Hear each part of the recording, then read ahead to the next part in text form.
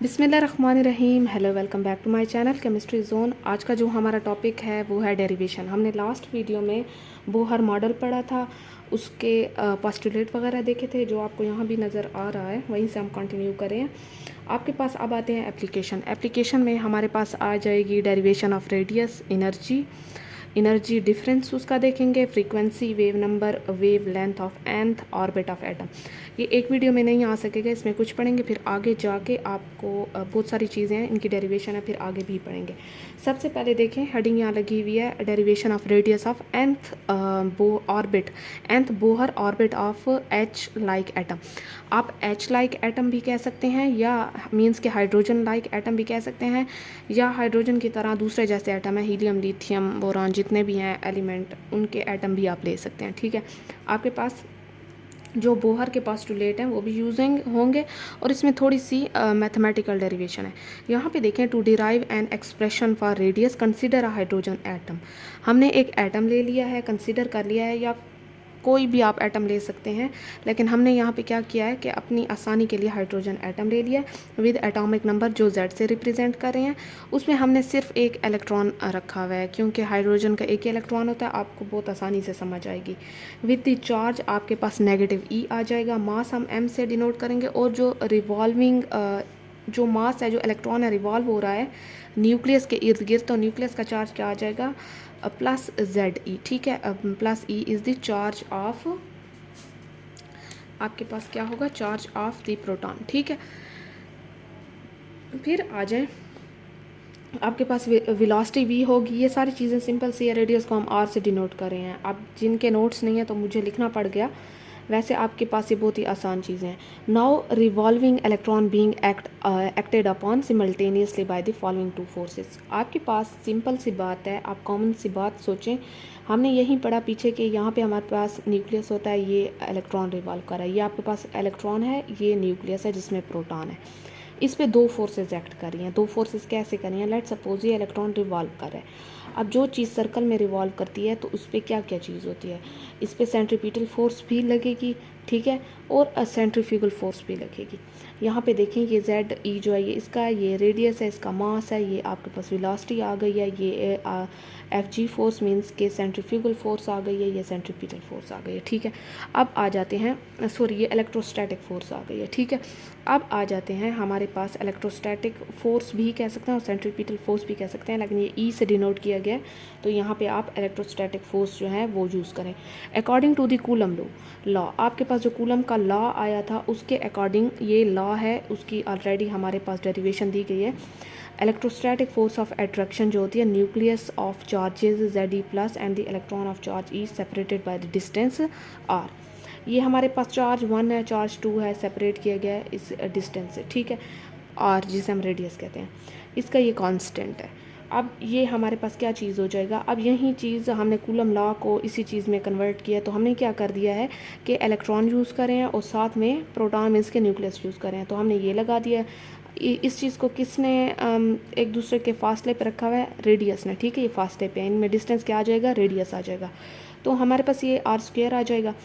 अगर मैं इस E और इस E को इकट्ठा कर दूं तो मेरे पास स्क्वायर आ जाएगा। ठीक है, बड़ी सिंपल सी बात थी कि प्रोपोर्शनैलिटी कांस्टेंट है आपके पास, और ये इक्वल होता है इसके 1/पाई एप्सिलॉन नॉट और रेडियस R²। ठीक है, मैंने ये इसकी वैल्यू लगा दी है, तो मेरे पास ये वाली इक्वेशन आ गए। फिर आ जाएँ, आपके पास आ जाती है सेंट्रीफ्यूगल फोर्स। हमने इलेक्ट्रोस्टैटिक फोर्स या सेंट्रीपिटल कह सकते हैं निकाल ली। आप आ जाते हैं सेंट्रीफ्यूगल फोर्स पे।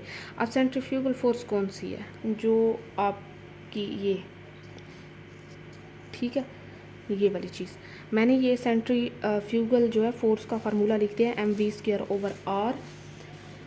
अब मैंने क्या किया कि इन दोनों इक्वेशन को इक्वलाइज़ कर दिया। यहाँ पे आ जाएं, ये देखें, मैंने इन दोनों इक्वेशन को इक्वलाइज़ कर दिया है। यहाँ पे मैं आपको ऐसे दिखा देती हूँ। ठीक है, इक्वलाइज़ करने के बाद मेरे पास क्या चीज़ आ जाएगी, mv² जो हमारे पास ये आ गया था, और जो मैंने फाइनली ये निकाला था, मैंने इसको इक्वल कर दिया। अब जो है वो एक R जो है इस एक R से कैंसिल हो जाएगा, हमारे पास एक ही R बच जाएगा। ठीक है, ये एक R इससे कैंसिल हो जाएगा, हमारे पास एक R बच गया, इसे मैंने क्वेश्चन 1 का नाम दे दिया। ठीक है, यहाँ पे देखें, अच्छा ये कहेंगे कि डायरेक्टली आपने यहाँ पे क्रॉस नहीं करना, अगर ये आर यहाँ पे आ जाता है और यहाँ और ये वाला आर क्रॉस करना, ठीक है ना, मीन्स के कैंसल आउट करना। समझ आ गई। अब देखें determination of V2 of electron by using Bohr postulate. अब हमने फोर्स का जो मसला था वो तो हल कर लिया, अब करते हैं वेलोसिटी का। ठीक है, वेलोसिटी की तरफ अगर मैं चलती हूँ तो मेरे पास v स्क्वायर की बात की गई है, एक इलेक्ट्रॉन की वेलोसिटी जो मैंने यहाँ पे ऊपर ये दिखाई है। ठीक है, यहाँ पे मैंने दिखाई है। चलें जी, अब आ जाए, मैं आपको साथ साथ ये भी दिखाती हूँ। ठीक है, अब आ जाए, वो कहते हैं कि बोहर का जो मॉडल था हमारे पास, वो पोस्टुलेट जो उसमें थे 4 पोस्टुलेट थे, उसमें एक जो लास्ट पोस्टुलेट था वो ये कह रहा था कि आपके पास angular momentum of electron revolving around the nucleus is an integral multiple of h/2π। ठीक है, ये प्लैंक कांस्टेंट है h। उसने हमारे पास कहा था कि कोई भी इलेक्ट्रॉन है वो रिवॉल्व कर रहा है न्यूक्लियस के इर्द गिर्द, तो उसका जो एंगुलर मोमेंटम होता है वो किस चीज़ के इक्वल होता है, वो इस चीज़ के इंटीग्रल मल्टीपल ऑफ h/2π। मैंने क्या किया कि मैंने जो है वो अब मैंने इक्वलाइज़ किया एम वी आर हमारे पास क्या चीज़ है, एंगुलर मोमेंटम है। ठीक है, ये मेरे पास क्या आ गया, एन जो है वो n 1 2 जितना भी हो सकता है, n is equals to 1 2 3 up to so on. ठीक है, आपके पास ये ऑर्बिट आ जाता है, कोई शेल है जिसमें इलेक्ट्रॉन रिवॉल्व कर रहा है, तो मेरे पास angular momentum is equals to NH/2π आ गया है। वी जो है मैंने यहाँ पे रख लिया है, और मेरे पास MR जो है वो यहाँ पे मूव कर गया। मैंने दोनों साइड को स्क्वायर कर दिया, स्क्वायर रूट कर दिया, सॉरी स्क्वेयरिंग कर दी है इसकी। यहाँ पे भी मेरे पास स्क्वायर आ गया, इन सब पे भी स्क्वायर आ गया। ये मेरे पास आ गई है इक्वेशन 2। अब मेरे पास इक्वेशन 1 ये ऊपर वाली थी, इक्वेशन 2 ये आ गई है। ठीक है, चलें जी, वेलोसिटी भी आपके पास यहाँ पे निकल आई है, फोर्सेस को भी हमने देख लिया है। अब ज़रा आ जाते हैं रेडियस के ऊपर।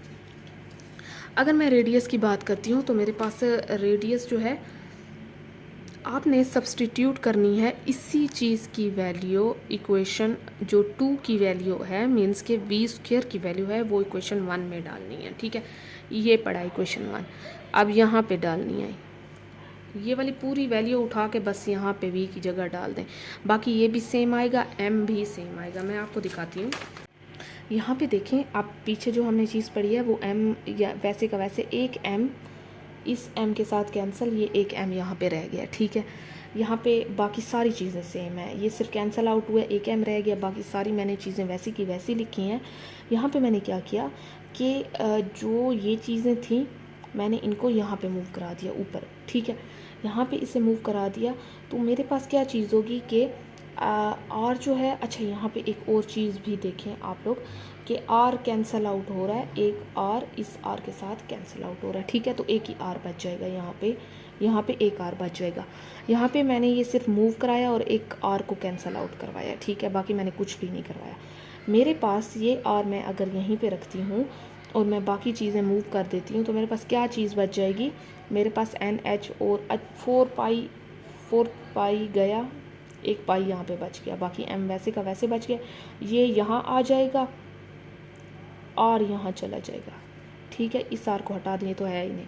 ठीक है, समझ आ रही है, तो आर यहाँ आ जाएगा, ये यहाँ आ जाएगा, हमारे पास इक्वेशन 3 आ जाएगी।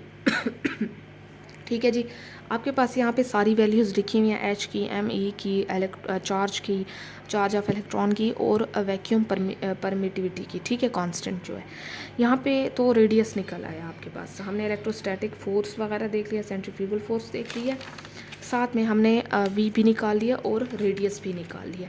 अब आ जाते हैं कैलकुलेशन ऑफ nth ऑर्बिट की तरफ। यहाँ पे देखें nth ऑर्बिट में हमने क्या चीज़ करनी है, इक्वेशन 3 आ गई है। कैलकुलेशन देखते हैं, assembling all the constant in equation 3। ज़रा इन सारे कांस्टेंट, ये सारे कांस्टेंट आप इनकी वैल्यू निकालें। ठीक है जी, यहाँ पे लगा दें, आपके पास आंसर आ जाएगा। यहाँ पे देखें मेरे पास क्या चीज़ है, R square n square over z। मैंने क्या किया कि ये n और z को अलग कर दिया, बाकी जितने भी कांस्टेंट है, अच्छा n को इसलिए अलग किया कि n की वैल्यू 1 भी हो सकती है, 2 भी हो सकती है, उसकी कांस्टेंट वैल्यू नहीं है। ठीक है, z की जितना प्रोटॉन, नंबर ऑफ़ प्रोटॉन होंगे। अब आपके पास हाइड्रोजन का 1 है, आपका हीलियम का 2 है, अकॉर्डिंग टू जो भी एटम ले रहे हैं उसका, ठीक है। बाकी ये जो सारे कांस्टेंट है इसे हम ए नॉट के इक्वल लेते हैं, जिसे हम बोहर कांस्टेंट कहते हैं, ठीक है। वो ए नॉट जो है वो किस चीज़ के इक्वल है, इस चीज़ के इक्वल है। A is known as Bohr constant, Bohr radius भी कह सकते हैं। इसकी वैल्यू आपके पास सेंटीमीटर में भी दी हुई है, एंगस्ट्रॉम में भी दी हुई है, नैनोमीटर में भी दी हुई है, और आपके पास पिकोमीटर में भी दी हुई है, ठीक है। ये फर्स्ट ऑर्बिट के लिए है जो आपके पास हाइड्रोजन का है। बाकी सेम इक्वेशन यूज़ होगी जो भी ऑर्बिट के लिए आप करना चाहें, ठीक है जी। यहाँ पे देखें, the above equation show that radius of orbit is directly proportional to the square of principal quantum number. ये स्क्वायर है ना, N square principal quantum number है, जो हमारे पास n इज इक्वल्स टू 1 2 जितना भी हो सकता है, and inversely proportional to atomic number, ठीक है, ये एटॉमिक नंबर के। तो हम कह सकते हैं as the value of n increase, जैसे ही हमारे पास एक एटम में n इंक्रीज़ होता है, शेल इंक्रीज़ होते हैं, तो ऑब्वियसली रेडियस इंक्रीज़ होता है, ठीक है। और हमारे पास जो है जैसे ही प्रोटॉन इंक्रीज़ होते हैं, लेफ़्ट टू राइट जैसे हम जाते हैं, प्रोटॉन इंक्रीज़ होते हैं, तो साइज़ कम होता है, रेडियस कम होता है, ठीक है। कैसे, ये देखें, आप यहाँ पे ऐसे जाएं, यहाँ पे थोड़ा ज़्यादा आएगा, यहाँ इससे ज़्यादा आएगा, क्योंकि आप नीचे की तरफ जाएंगे तो शेल आपके पास जो है वो इंक्रीज़ हो रहे हैं। अगर आप लेफ़्ट से राइट की तरफ जाते हैं तो आपके पास प्रोटॉन या इफेक्टिव चार्ज जिसे कहते हैं न्यूक्लियर चार्ज इंक्रीज़ हो रहा है, जिसकी वजह से एक ही शेल में बहुत सारे प्रोटॉन आ जाते हैं और न्यूक्लियस उनको अट्रैक्ट करता है, तो वो साइज़ थोड़ा छोटा हो जाता है। हम ये कह सकते हैं कि रेडियस थोड़ा छोटा हो जाता है और इसमें रेडियस इंक्रीज़ हो जाता है, ठीक है। ये था आपके पास कैलकुलेशन ऑफ nth ऑर्बिट, इसमें कोई इतनी मुश्किल चीज़ नहीं थी। आप देखें, मैंने ये आपके पास वो कर दिया। अब आ जाते हैं आपके पास एनर्जी पे। एनर्जी की वैल्यू देखिए, एनर्जी में हमारे पास यहाँ से भी थोड़ा आगे है, लेकिन यहाँ इस वीडियो में हम इस एनर्जी को देखते हैं, फिर इंशाल्लाह अगली वीडियो में मैं आपको इसके जो वेव लेंथ वगैरह वो चीज़ें बताऊंगी। यहाँ पे देखें, बेसिक अगर मैं डेरिवेशन की देखती हूँ, हमारे पास 2 टाइप ऑफ एनर्जीज़ यहाँ है। मैं अगर आपको दिखा भी दूँ तो यहाँ इसमें आपके पास 2 टाइप ऑफ एनर्जी हैं, एक काइनेटिक होगी, एक पोटेंशियल होगी, ठीक है। ये 2 बेसिक हैं और हम कहते हैं कि इन दोनों को हम टोटल एनर्जी लेते हैं।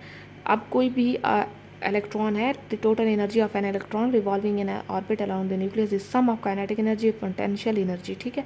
टोटल एनर्जी मीन्स कि आप इनको सम अप या प्लस कर दें तो टोटल एनर्जी आई जाएगी। पहले आपके पास आते हैं काइनेटिक एनर्जी की तरफ, फिर आएंगे पोटेंशियल एनर्जी की तरफ। पहले काइनेटिक को निकालते हैं। आपके पास kinetic energy of electron with the mass m revolving around the nucleus with velocity v is given by the following expression. ये सबको पता है, काइनेटिक एनर्जी 1/2 mv² के इक्वल होती है। Now the centrifugal and centripetal forces upon revolving electron. अब जो centripetal और सेंट्रीफ्यूगल फोर्सेस लग रही थी वो हमारे पास पीछे हमने निकाल ली हैं, वो ये वाली थी, ठीक है। हमने जो पीछे ये देखें, ये निकाली थी सेंट्रीपिटल और ये सेंट्रीफ्यूगल, तो ये मेरे पास ऑलरेडी पीछे निकली हुई है, ठीक है। अब देखें कि आपके पास जो है क्या चीज़ आ जाएगी। मैंने at uniform circular equilibrium motion these are opposite must be equal to. अच्छा, यहाँ जब वो बिल्कुल रोटेट करता है तो आपके पास क्या होता है कि एक यूनिफॉर्म सर्कुलर इक्विलिब्रियम मोशन होता है जिसमें दोनों फोर्सेस जो होती हैं वो इक्वल हो जाती हैं, इक्विलिब्रियम में आ जाती हैं। फिर आ जाएं, मैंने दोनों को इक्वलाइज कर दिया है। इलेक्ट्रोस्टैटिक या सेंट्रीपिटल जो है वो फोर्स इक्वल है सेंट्रीफ्यूगल के, ठीक है। यहाँ पे मैंने इक्वल कर लिया। अब इक्वल करने के बाद मेरे पास जो है ये क्या चीज़ होगी कि mv वैसे का वैसे आ जाएगा, एक आर वही बात है, कैंसिल आउट हो जाएगा, तो एक ही आर यहाँ पे बच जाएगा यहाँ पे। अच्छा, फिर से वही बात है, कुछ बच्चे डायरेक्टली इसे कैंसिल आउट कर देंगे, तो आप इसे यहाँ पे मूव करा सकते हैं, ठीक है, और इसे यहीं से कैंसिल आउट करेंगे, ठीक है। आपके पास ये यहाँ पे मूव कर जाएगा तो कैंसिल, यहाँ पे एक ही बच जाएगा, ये आ जाएगा आपका आंसर। फिर देखें, आपके पास 1/2 mv जो है किस चीज़ के इक्वल है, काइनेटिक एनर्जी के इक्वल, ये आपके पास वैल्यू आ जाएगी, ठीक है। यहाँ पे आ जाएं। अच्छा, यहाँ पे हमने फिर क्या करना है, हमने काइनेटिक एनर्जी की वैल्यू यहाँ से निकाल ली है। फिर आ जाएं आप लोग, फिर हम आएंगे, काइनेटिक एनर्जी निकाल दी है ना। अब देखें, यहाँ पे हमने ये चीज़ निकाली है, अब आ जाएंगे पोटेंशियल एनर्जी पे। अब पोटेंशियल एनर्जी की तरफ चलते हैं। तो हम potential energy is work done in bringing the electron from infinity point to the distance R from the nucleus and can be calculated as. आपके पास पोटेंशियल एनर्जी का मतलब होता है वर्क डन हुआ है, फोर्स लगी है, डिस्प्लेसमेंट कवर हुई है। ठीक है, हमने क्या किया, नेगेटिव FE मल्टीप्लाई R हो गया। पोटेंशियल एनर्जी का हमने निकाला है, आपके पास किस चीज़ के इक्वल है, negative ZE square over 4 pi E not epsilon not और R स्क्वेयर के। ठीक है, सिर्फ नेगेटिव आएगा क्योंकि फोर्स यहाँ पे यूज़ हो रही है। ठीक है, फिर देखें आपके पास जो है ये चीज़ आ जाएगी। अब यहाँ पे क्या चीज़, एक R जो है वो वही बात है कि यहाँ आएगा तो एक R इस R के साथ कैंसिल हो जाएगा, आएगा नहीं बल्कि यहीं से आप कैंसिल आउट कर सकते हैं, एक R बच गया। नेगेटिव साइन क्या कर रहा है कि पोटेंशियल एनर्जी डिक्रीज़ होती है जब इलेक्ट्रॉन को ले आते हैं इन्फिनिटी पॉइंट से डिस्टेंस R पे या जिस शेल में वो रिवॉल्व कर रहा है। कैलकुलेशन करते हैं अब पोटेंशियल एनर्जी और इसकी हमने निकाल लिया है, कैलकुलेशन करते हैं डायरेक्टली हम इसकी। मैं आपको सिंपल बताती हूँ कि मैंने कैलकुलेशन किया, दोनों को प्लस किया। मेरे पास इसकी वैल्यू ये आ रही थी और इसकी वैल्यू ये निकल के आ रही थी। ठीक है, अब इन दोनों की वैल्यू आपके पास आ गई है तो मैंने क्या किया, इनको प्लस किया। प्लस और नेगेटिव आ जाए तो आपके पास प्लस नेगेटिव होता तो बीच में नेगेटिव का साइन आ जाएगा। ठीक है, बाकी सारी चीज़ें मैंने सेम लिख दिया। मेरे पास यहाँ पे देखें एक 8 ये हो गया है, आपके पास ये दोनों ये हो गए हैं। अब यहाँ पे आ जाएं, हम इनको इकट्ठा लिख सकते हैं ना। अगर ये कॉमन मैं ले लूँ तो मेरे पास क्या चीज़ आ जाएगी, 8 pi epsilon naught R ZE square minus 2 ZE square आ जाएगा। ठीक है, LCM की सूरत में मैंने लिया। तो यहाँ पे देखें अब मेरे पास आएगा Z नेगेटिव ZE, यहाँ पे देखें। ठीक है, over 8 pi epsilon naught R और total energy is equals to, मैं ये भी कर सकती हूँ कि मेरे पास नेगेटिव अच्छा यहाँ पे एक और चीज़ भी है ना। आप में से कुछ बच्चे ऐसे होंगे जिनको ये नहीं पता होगा कि ये एक ZE कैसे आया। तो ये इसको नेगेटिव किया, एक को निकाल दिया तो मेरे पास कितना बचता है, सिर्फ एक ही बचता है। मैंने यहाँ पे सिर्फ बस R को अलग किया, उसे 1 ओवर R के साथ मल्टीप्लाई कर दिया। मेरे पास ये आ गई है इक्वेशन 4। ठीक है, अब इक्वेशन 4 ये मेरे पास आ चुकी है जिसमें एनर्जी मैंने कैलकुलेट कर ली है। फिर चलते हैं ज़रा आगे की तरफ। यहाँ पे इस चीज़ को मैं नहीं हटाती, आपको ये देखें। अब मुझे पता है कि मेरे पास R जो है वो कितना किस चीज़ के इक्वल है, जो मैंने पीछे लास्ट उसमें निकाला था।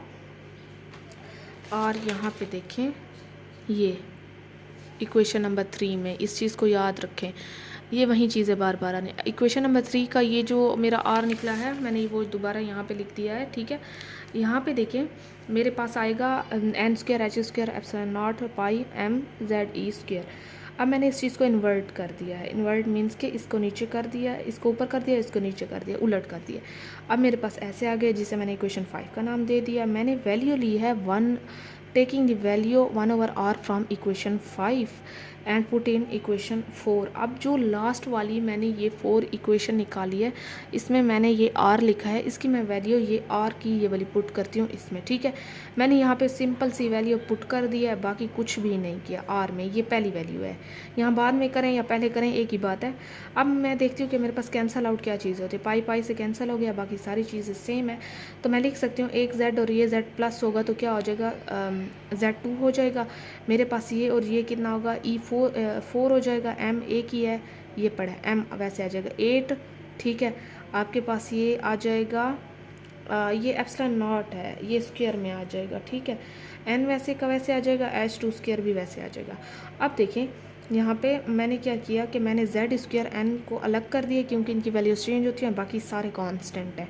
अब इन कांस्टेंट को मैंने नेगेटिव K के इक्वल कर दिया, बाकी ये चीज़ें अलग कर दिया। नेगेटिव K किस चीज़ के इक्वल आ रहा है, नेगेटिव K मेरे पास इक्वल आ रहा है ये इस चीज़ के। ठीक है, ये वाली मतलब इस चीज़ के इक्वल आ रहा है, बस इसे मैंने प्रोपोर्शनैलिटी कांस्टेंट में चेंज कर दिया। फिर आ जाएं आप, मैंने उसकी वैल्यूज़ जो प्रोपोर्शनैलिटी कांस्टेंट था उस सब की वैल्यूज़ पुट कर दी हैं। आपके पास मेरे पास फाइनली आंसर ये निकला 2.18 मल्टीप्लाई 10⁻⁻18 kg।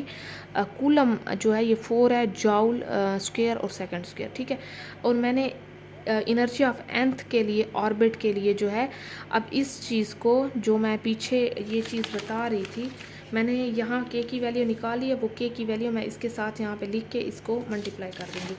अब यहाँ पे देखें कि मेरे पास ये वैल्यू तो आ गई है, ये ले लें या ये वाली ले लें। अब मैं किसी भी इन ऑर्बिट की जो है वो एनर्जी निकाल सकती हूँ, ठीक है। किसी भी ऑर्बिट की एनर्जी मैं कैसे निकाल सकती हूँ कि मेरे पास यहाँ पे देखें ऑलरेडी जो है ये चीज़ आ चुकी है। तो मैं लिख सकती हूँ ना कि लेट सपोज मेरे पास कोई भी ऑर्बिट ले लें, आप कोई भी ऑर्बिट ले सकते हैं। जैसे आपके पास अब मैंने यहाँ पे 1 की निकाल के आपको दे दिया, आप कोई 2 की ले लें, 3 की ले लें, जो भी लेना चाहते हैं आप ले सकते हैं। जैसे लेट सपोज मैं आपको किस ऑर्बिट की निकाल के दिखाऊं, सेकंड की निकाल के दिखा हाइड्रोजन एटम लेते हैं, उसके सेकंड ऑर्बिट की निकाल लेते हैं, या हीलियम एटम लेते हैं, उसके सेकंड ऑर्बिट की निकाल लेते हैं। तो मेरे पास क्या होगी, energy total is equals to, यहाँ पे देखें अब जो भी मेरे पास हीलियम है लेट सपोज, तो हीलियम के लिए क्या एटॉमिक नंबर होता है, 2 होता है, उसका स्क्वायर ले लें आप। हीलियम के लिए उसका ऑर्बिट 2 ले रहे हैं, ठीक है, उसका भी स्क्वायर ले लें, उसे मल्टीप्लाई कर दें 13.6 इलेक्ट्रॉन वोल्ट पे, या इस चीज़ के साथ मल्टीप्लाई कर दें, आपके पास आंसर आ जाएगा। अगर हाइड्रोजन के लिए ले रहे हैं तो आप यहाँ पे 1 लेंगे, ठीक है, और यहाँ पे जो है जो भी ऑर्बिट ले रहे हैं उससे वो करेंगे, क्योंकि ये चीज़ें अकॉर्डिंग टू जो भी आप ले रहे हैं उसके चेंज होंगी। अब जो है मैंने आगे एनर्जी ये सारी निकाल दी है, इसमें कोई बड़ी बात नहीं है। यहाँ पे मैंने सारे हाइड्रोजन के उसकी निकाल के रखी हुई है। यहाँ पे देखिए आपके पास जो है हाइड्रोजन के लिए ये चीज़ आ जाएगी। अच्छा, यहाँ पे 1/n, आप अगर z n का लिया है, मैंने यहाँ z हाइड्रोजन के लिए 1 लिया, ठीक है ना, ये मैंने इसीलिए लिए हाइड्रोजन, बाकी एटम के लिए उनका चेंज होगा, तो आप हाइड्रोजन ही लें, आप बाकी फ़िलहाल ना लें। अच्छा, के हमारे पास फैक्टर है, ये जो के लिया है assembled by various constant present in energy equation, value इसकी मैंने इतने निकाल ली थी, ठीक है। अब हमारे पास वो कहते हैं कि एनर्जी की जितनी भी वैल्यू आएगी वो देखिए ये नेगेटिव में आएगी, क्योंकि हमारे पास वो कहते हैं कि इलेक्ट्रॉन एक बाउंड होता है एक एटम के साथ, और उसकी एनर्जी इसी चीज़ में ज़ाया होती है to remove it from orbit. एक एटम जो है उसमें इलेक्ट्रॉन होता है, आपको इतना पता है कि वो न्यूक्लियस के इर्द गिर्द रिवॉल्व कर रहा है, तो उसको निकालने के लिए आपकी एनर्जी ज़ाया होगी, तो वो ऑब्वियसली ज़ाया होगी, डिक्रीज़ होगी, तो वो नेगेटिव में आएगी, ठीक है। All the energy states are bound state, negative sign indicate करता है इसी चीज़ को कि वो बाउंड स्टेट में है। बाकी आपके पास जो n होता है वो हमेशा ये दिखाता है कि ये न्यूक्लियस के n क्या होता है, पहला ऑर्बिट क्या होता है, न्यूक्लियस के करीब होता है। तो आप कह सकते हैं कि ये चीज़ जो है न्यूक्लियस के करीब है, ये क्लोजेस्ट आपके पास पॉसिबल स्टेट है, that is called ground state. इसके अलावा n से आप जैसे ही ऊपर जाएंगे दैट दीज आर कॉल्ड आपके पास क्या चीज़ आ जाएगी, एक्साइटेड स्टेट्स आ जाएंगी, ठीक है। तो ये जितनी भी स्टेट्स होंगी इनको हम एक्साइटेड स्टेट कहेंगे। बाकी अगर आप n इन्फिनिटी लेते हैं, आपको नहीं पता n 1 है 2 है 3 इन्फिनिटी है, तो एनर्जी हमेशा ज़ीरो होगी, ये चीज़ भी देख लेंगे हम, ठीक है। फिर इससे हमें ये पता चलेगा कि वो अनबाउंड है, मीन्स के इलेक्ट्रॉन फ्री घूम रहे हैं। अच्छा, यहाँ पे देखें, it should noted that all the energies is increasing as the n orbit increasing, however the difference of energy between 2 orbit is decreasing. अब फर्स्ट ऑर्बिट के लिए मैंने ले लिया है z, हमेशा 1 लेंगे हाइड्रोजन के लिए, क्योंकि एटॉमिक नंबर उसका 1 है। मैंने ये 1 ऑर्बिट यहाँ लगाया, ये 2 के लिए लगाया, 3 के लिए लगाया, 4 के लिए, इन्फिनिटी के लिए देखें 0 आ गए, ठीक है। मैंने कहा है ना आपको, मैंने लिख रखे हैं यहाँ पे। जैसे आप किसी और एटम के लिए लेंगे तो उसका एटॉमिक नंबर उसी के अकॉर्डिंग लिखेंगे, और जिस ऑर्बिट का निकाल रहे हैं वो लिखेंगे, बाकी ये चीज़ें सेम आएंगी। कंक्लूजन में ये कह सकती हूँ कि मेरे पास टोटल एनर्जी नेगेटिव x है, तो मेरे पास काइनेटिक एनर्जी पॉजिटिव x और ये नेगेटिव 2x लगेगी। तो ये था आज की वीडियो। अगर स्टिल कोई चीज़ समझ नहीं आई आपको तो आप मुझे बता सकते हैं। इंशाल्लाह अगली वीडियो में मिलेंगे। हम डेल ई जो है वो भी फाइंड करेंगे, वेवलेंथ, फ्रीक्वेंसी और जो भी वेव नंबर रह गया है वो भी देखेंगे, क्योंकि ये वीडियो थोड़ी सी लंबी हो चुकी है।